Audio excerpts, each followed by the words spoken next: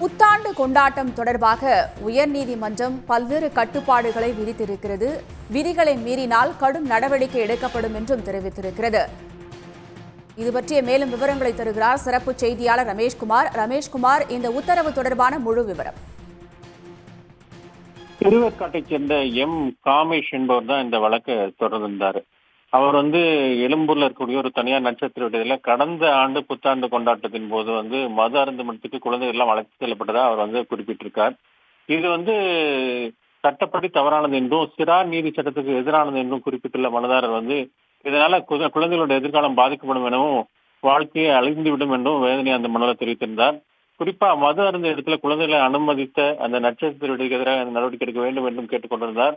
புத்தாண்டு நெருங்கும் நிலையில நட்சத்திர விடுதியில் நடக்கும் புத்தாண்டு கொண்டாட்டங்கள்ல மது அருந்தும் இடங்களில் குழந்தைகள் கலந்து கொள்வதில்லை என்பதை உறுதி செய்ய அரசு உத்தரவிட வேண்டும் என்றும் அவர் அந்த மனுவில் கோரிக்கை வைத்திருந்தார்.